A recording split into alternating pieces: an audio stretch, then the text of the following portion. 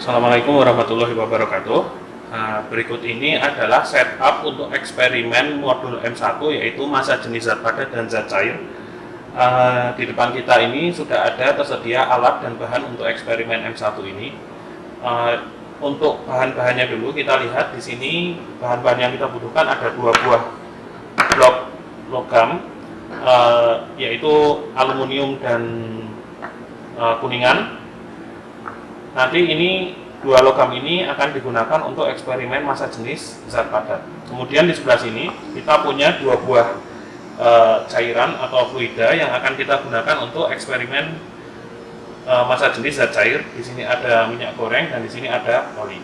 Nah, itu adalah bahan-bahannya. Kemudian sekarang alat-alat yang akan kita pergunakan adalah untuk eksperimen zat padat. Yang pertama kita akan gunakan itu adalah di sini ada timbangan atau neraca Ohaus. Kemudian di sini ada jangka sorong, di sini ada mikrometer, skrup, dan nanti ada juga tali. Tali ini nanti digunakan untuk mengukur massa kedua buah blok logam ini ketika dicelupkan di dalam air dengan bejana gelas yang ada di sini. Jadi nanti ini salah satu alatnya adalah bejana gelas juga. Sedangkan untuk eksperimen massa jenis zat cair, alat yang akan kita gunakan hanya 1 buah pipa U. Ya, demikian itu alat-alatnya.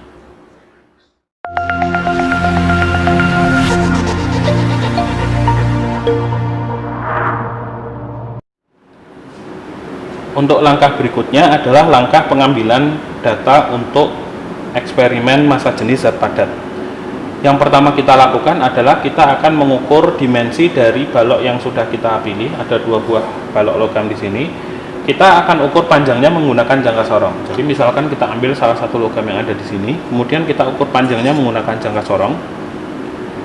Nah, di sini nanti pengukuran itu akan Anda ulangi 5 kali. Pengukuran 5 kali itu bisa dilakukan dengan cara mengubah posisi dari baloknya. Misalnya pertama Anda ambil seperti ini, kedua Anda ambil dari sini, ketiga Anda ambil dari sini, keempat di sini, dan kelima mungkin digeser lagi ke sini, gitu ya.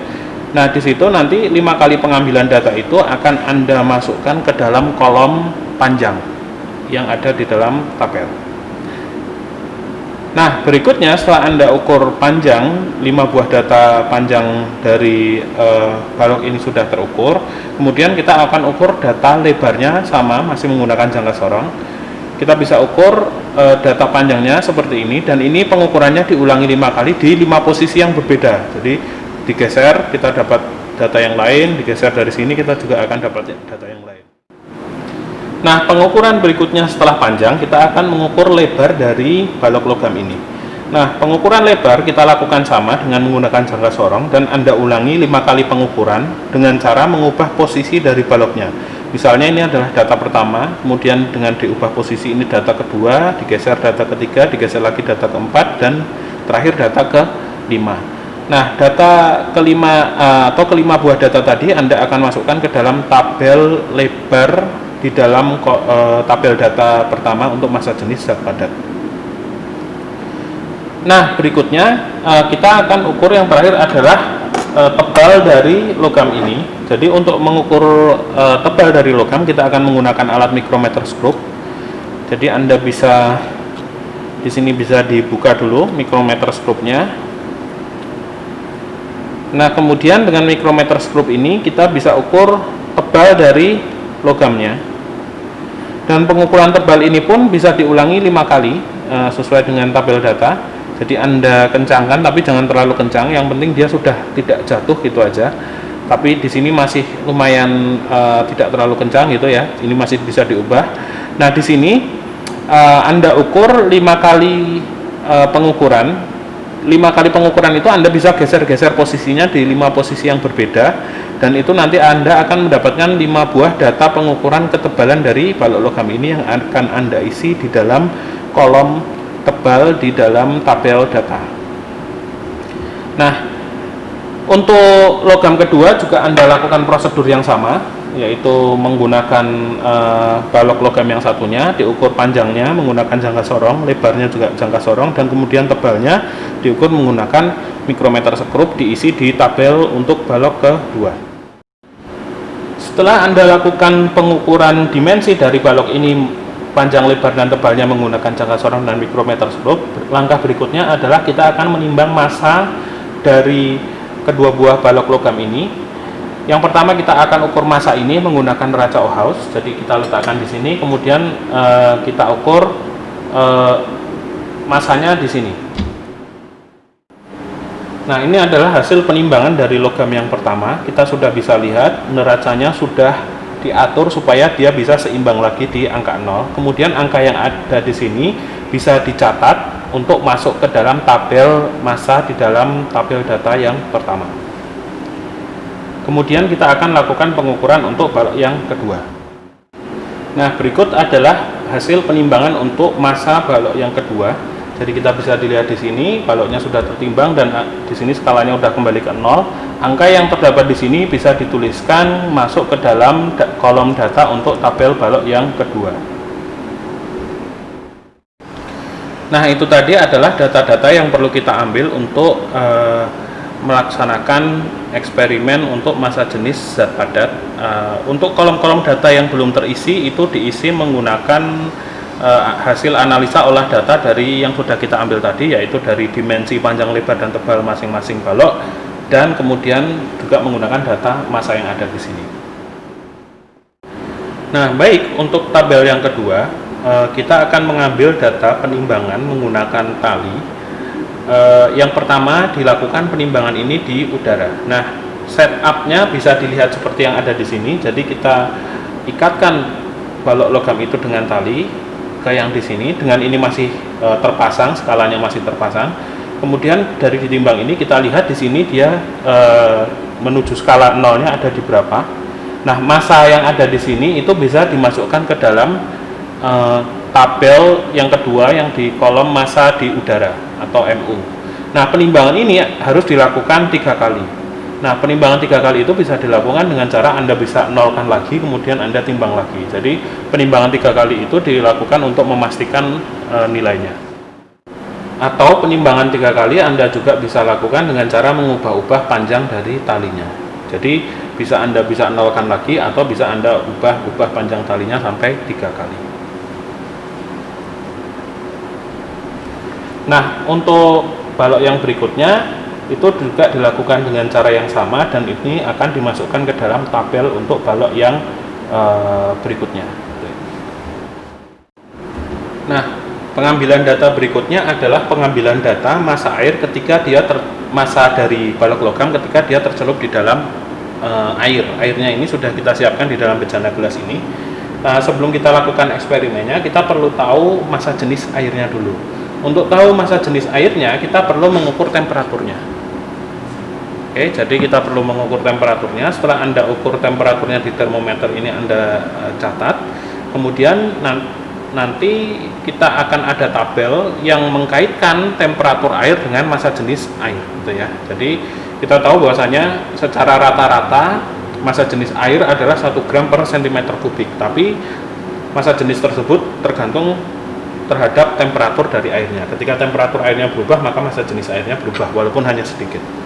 Nah, setelah Anda catat temperaturnya untuk nanti mencari massa jenis air ini, maka langkah berikutnya yang kita lakukan adalah penimbangan balok logam ini yang sudah tergantung. Di sini setupnya kita sudah ubah ya. Jadi di sini tadi bagian ini untuk sebagai alas dari bejana tadi ada di bagian bawah dan sudah kita naikkan.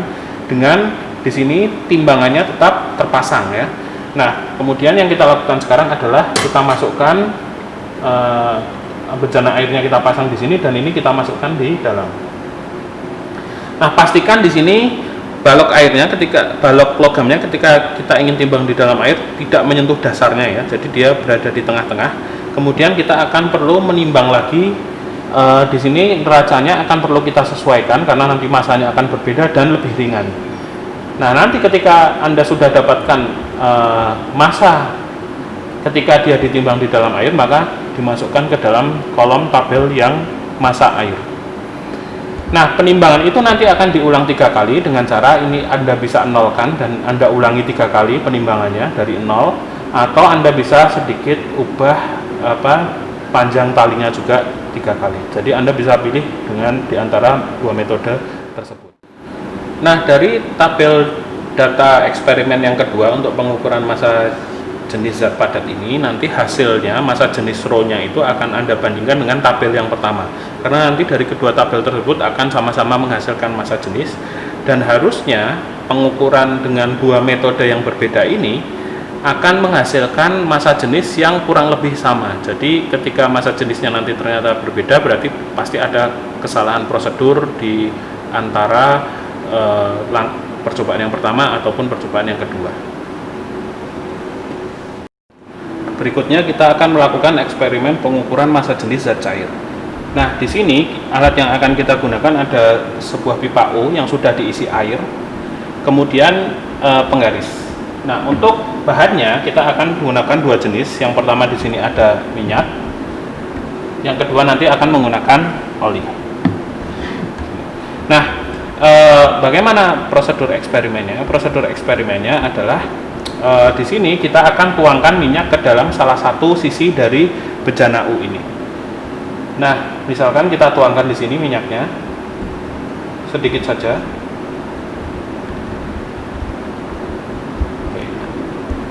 Nah, nanti ketika kita sudah tuangkan minyak yang ada di sini, kita akan ukur ketinggian kolom minyak dan kolom air. Jadi kita bisa dilihat, misalnya ini adalah batas dari kolom minyak, maka kita akan ukur ketinggiannya menggunakan penggaris. Di sini ada berapa senti. Nah, pengukuran dengan menggunakan penggaris itu silahkan diisi ke dalam data yang sudah tersedia di dalam lembaran data, tabel data. Nah, nanti di sini setelah kita ukur panjang kolom minyak, maka batas antara minyak dan air ini akan menjadi batas pengukuran untuk pengukuran panjang kolom air. Jadi nanti dari batas yang sama ini kita akan ukur panjang kolom airnya itu ada berapa. Jadi misalnya dari sini kita ukur panjangnya berapa, kemudian dimasukkan ke dalam isian data yang ada di untuk massa jenis perbandingan antara kolom minyak dan kolom air. Nanti untuk mengetahui massa jenisnya kita akan olah datanya, tapi data yang kita ambil cukup dua itu. Jadi tinggi kolom minyaknya berapa, dan dari ini yang sama tinggi kolom airnya berapa.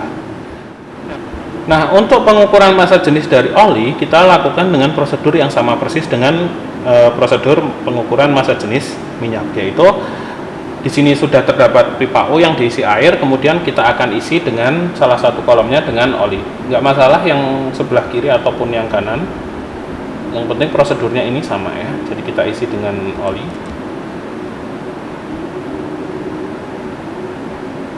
Nah, di sini prosedurnya sama. Kita bisa ukur tinggi kolom olinya berapa dari batas antara minyak dan oli. Kemudian dari dasar yang sama di sini kita akan ukur di sini tinggi kolom airnya berapa. Kemudian diisikan di tabel isian data untuk kolom oli dan kolom air. Nah, berikutnya untuk percobaan yang ketiga, untuk isian data yang ketiga, kita akan gabungkan sebagai konfirmasi ya, nanti dari kedua hasil pengukuran massa jenis minyak dan oli masing-masing tadi, gimana ketika keduanya digabung. Jadi ini masih yang tadi, di sini ada kolom oli, kemudian kita akan gabungkan, di sebelah sini kita akan tuangkan minyak. Sedikit saja. Nah, di sini kita akan dapatkan bahwa di sini terisi kolom minyak, di sini ada kolom oli. Nah, kita lihat di sini kolom olinya itu lebih panjang, bisa terlihat dari antara batas air dengan oli. Maka nanti yang akan kita lakukan adalah yang lebih panjang ini kita ukur ketinggian kolomnya berapa. Kita isi di kolom oli. Kemudian di sini kolom minyaknya itu cuman sedikit, di sini ada batasnya terlihat antara minyak dan air. Nah, karena di sini adalah kolomnya lebih dalam, lebih panjang, maka di sini akan dijadikan batas untuk pengukuran yang ada di sini. Jadi di sini tinggi kolom oli yang ada di sini, batas bawahnya itu digunakan untuk mengukur berapa tinggi kolom air dan tinggi kolom minyak yang ada di sini. Jadi ketika batasnya kita ukur, maka tinggi kolom airnya berapa dan tinggi kolom minyaknya berapa kita akan ukur dan kita masukkan ke dalam tabel isian yang ketiga.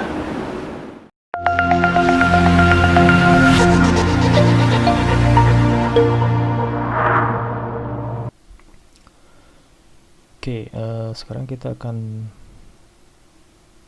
lanjutkan untuk pengolahan data massa jenis zat padat dan zat cair atau modul M1 dari praktikum fisika dasar. Jadi nanti Anda sebagai praktikan itu akan diberi lembar data yang sudah diisikan hasil pengambilan datanya. Jadi di sini ada angka-angka panjang, lebar, tebal dari balok yang digunakan pada praktikum. Asumsinya adalah Anda itu sudah melakukan pengambilan data di lab, dan ini adalah angka-angka yang diperoleh berdasarkan hasil pengambilan data Anda. Hanya saja di sini sudah disediakan angka-angkanya. Yang perlu dilakukan oleh Anda sebagai praktikan itu adalah melakukan pengolahan data atau perhitungan pada kolom-kolom yang masih belum terisi. Nah, untuk modul M1 sendiri itu terbagi menjadi dua bagian. Yang pertama yaitu tentang zat padat di tabel 1 dan 2, kemudian ada bagian tentang zat cair untuk data pengamatan yang ketiga.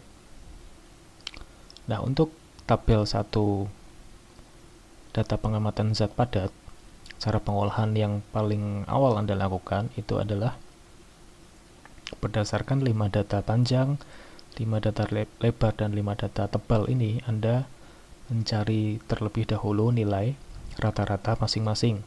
Jadi rata-rata panjang, rata-rata lebar, dan rata-rata tebal. Cara mencarinya seharusnya sudah pada bisa ya.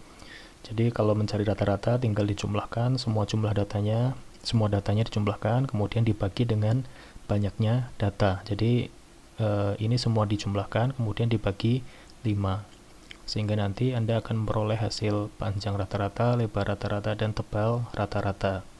Kemudian untuk mencari sesatan dari panjang, lebar, dan tebal atau deltanya, itu Anda bisa melihat di modul bagian teori sesatan. Di situ ada penjelasan umumnya untuk data yang kurang dari 8 jumlahnya itu seperti apa, atau kurang dari 5 itu seperti apa. Nah, karena di sini ada 5 data yang perlu kita cari nilai sesatan atau deltanya, maka berdasarkan bab teori sesatan pada modul diperoleh cara mencari datanya itu seperti ini kira-kira. Jadi panjang pertama kurangi rata-rata panjang, kemudian jumlah dengan panjang kedua kurangi rata-rata panjang, itu diberi tanda mutlak sehingga nanti hasilnya itu positif, dan seterusnya sampai data kelima, kemudian dibagi dengan 5, yaitu jumlah datanya, sehingga nanti Anda bisa memperoleh hasil delta P itu berapa. Anda tuliskan di bab perhitungan. Begitu pula untuk delta L dan delta T. Kemudian setelah mendapatkan masing-masing data rata-rata dan delta sesatan, yang perlu dilakukan berikutnya itu adalah mengisi kolom volume.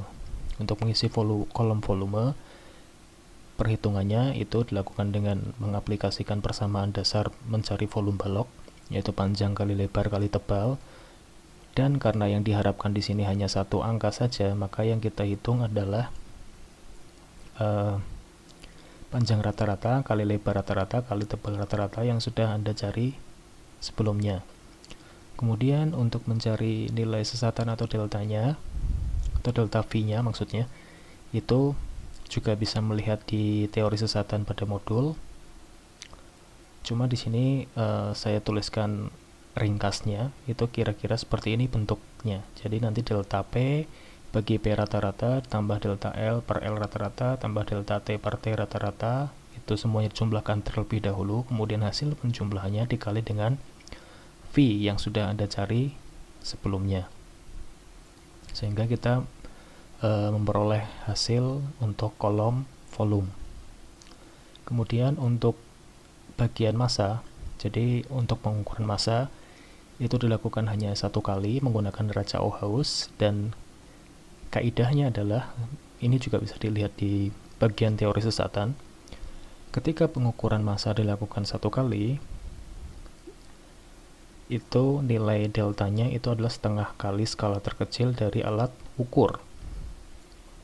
Dan karena alat ukur yang dipakai untuk mengukur massa pada praktikum itu adalah neraca Ohaus, maka kita memanfaatkan nilai setengah kali skala terkecil alat ukurnya, yaitu nilai skala terkecil neraca Ohaus, yaitu sebesar 0,01 gram. Sehingga nilai deltanya itu adalah setengah kali 0,01 gram, yaitu 0,005 gram. Nah, nilai inilah yang Anda masukkan ke bagian delta MU.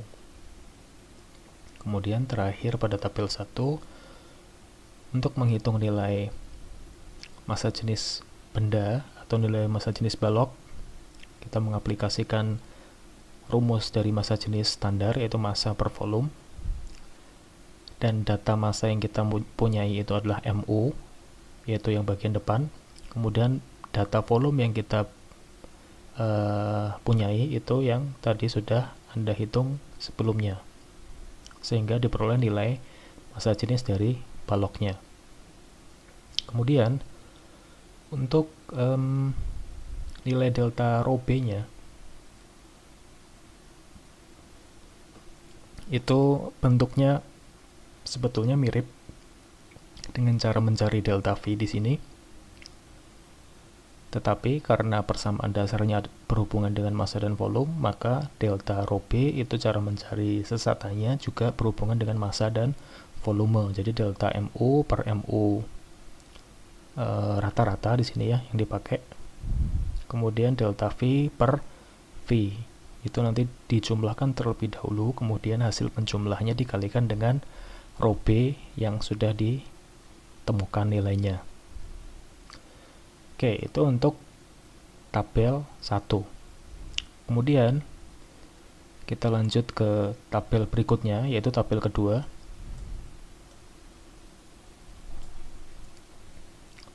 Nah, di tabel kedua ini, atau yang dengan cara si baloknya digantung pada udara dan digantung kemudian tercelup di dalam air, cara paling awal untuk perhitungan itu adalah Anda menghitung terlebih dahulu rata-rata nilai MU di sini dan rata-rata nilai MA. Cara mencarinya standar saja, mencari rata-rata. Karena di sini ada 3 data, maka cara mencari rata-ratanya tinggal 3 buah data ini dijumlahkan, kemudian dibagi dengan banyaknya data, yaitu 3.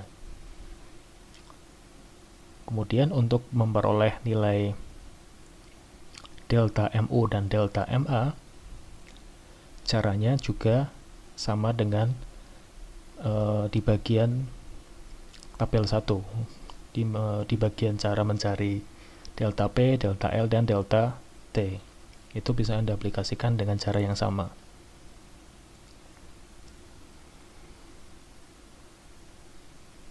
Kemudian untuk kolom bagian ini itu tinggal diikuti saja apa yang tertulis di sini. Jadi yang bagian depan itu adalah selisih dari rata-rata MU dan MA, kemudian bagian belakang adalah jumlah dari sesatan MU dan MA. Ini tinggal dihitung saja berdasarkan data yang sebelumnya sudah kita hitung. Nah, untuk menghitung volume di tabel 2 itu kita bisa memanfaatkan persamaan yang ada di modul.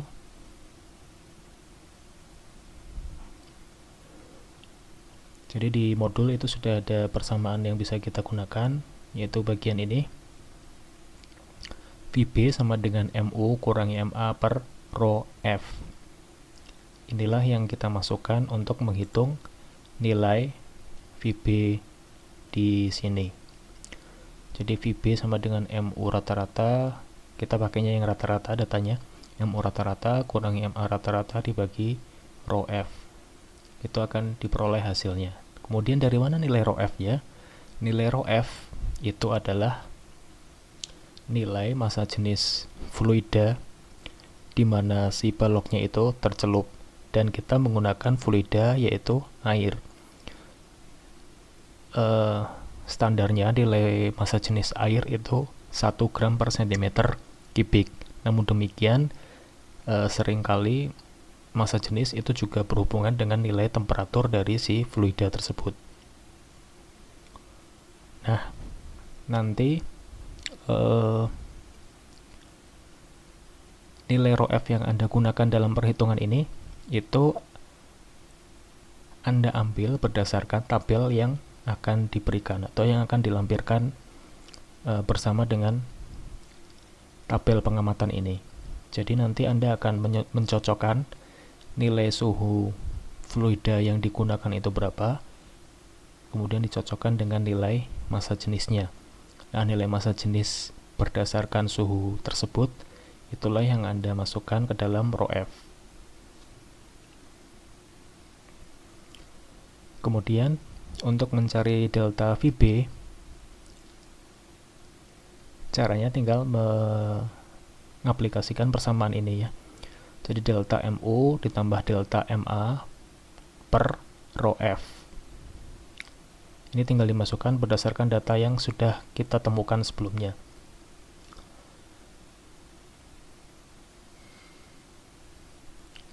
Oke. Nah, kemudian terakhir untuk tabel 2, ini yang menjadi tujuan utamanya, yaitu mendapatkan nilai massa jenis balok dengan cara yang berbeda dengan cara pertama tadi. Kita masukkan nilai atau kita masukkan rumus standar untuk mencari massa jenis, yaitu M per V, di mana kita menggunakan nilai MU rata-rata untuk perhitungan ini, dan V-nya kita menggunakan VB yang tadi sudah dihitung. Itu Anda masukkan sehingga diperoleh nilai ρB-nya. Kemudian untuk mendapatkan nilai sesatannya atau deltanya, itu juga sama caranya dengan cara mencari delta pada tabel 1. Tinggal diikuti saja langkahnya, yaitu delta MU per MU rata-rata tambah delta VB per VB, kemudian hasil penjumlahannya dikali dengan ρB yang sudah kita hitung. Begitu untuk tabel 2. Oke, terakhir untuk data pengamatan zat cair, di sini kita data yang diambil itu hanya tinggi kolom. Jadi ada data tentang tinggi kolom air, tinggi kolom minyak, kemudian tinggi kolom air dan tinggi kolom oli. Nah, karena di sini datanya hanya berupa tinggi kolom atau kolom zat cair, maka persamaan yang kita pakai itu adalah persamaan perbandingan sebetulnya. Ini bisa dilihat juga pada modul. Di modul yang sudah disediakan itu kita tahu bahwa ini ya, ini yang akan kita pakai. Jadi rho 2 sama dengan rho 1 kali H1 per H2. Di sini kita anggap bahwa rho 2 itu adalah minyaknya, kemudian rho 1 itu adalah air, sehingga H1 itu juga berarti tinggi kolom air, dan H2 adalah tinggi kolom minyak.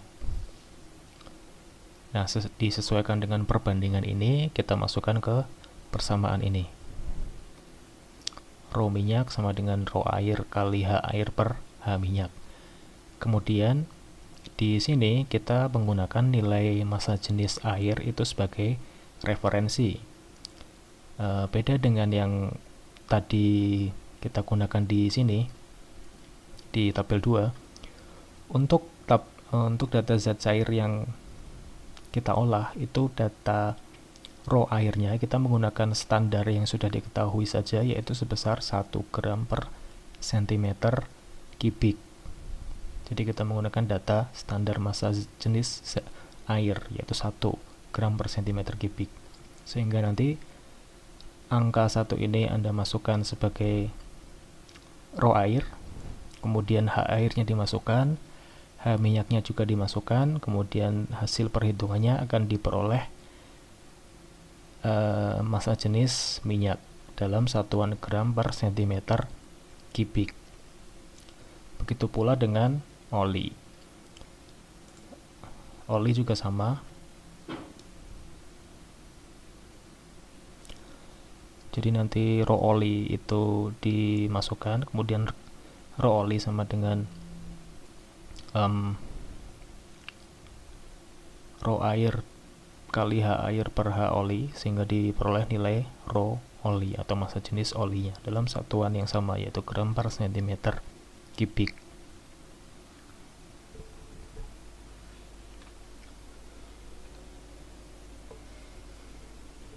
Nah,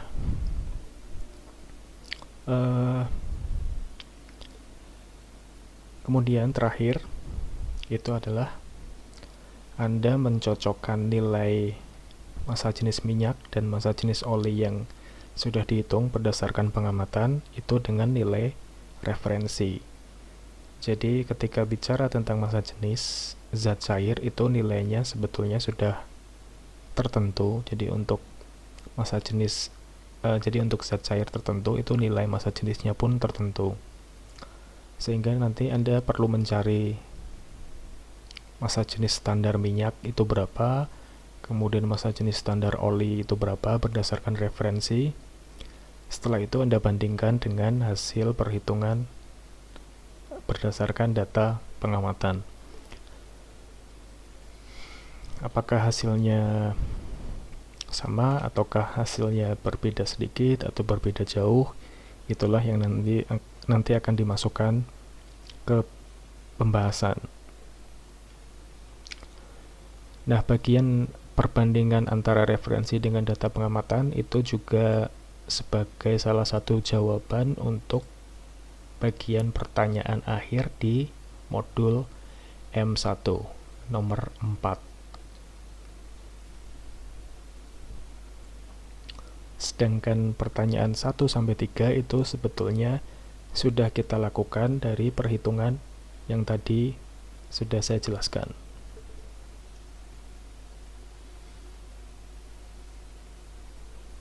Jadi ketika menuliskan jawaban pertanyaan akhir nomor 1-3, Anda cukup menuliskan misalkan terlampir pada bab perhitungan seperti itu kira-kira.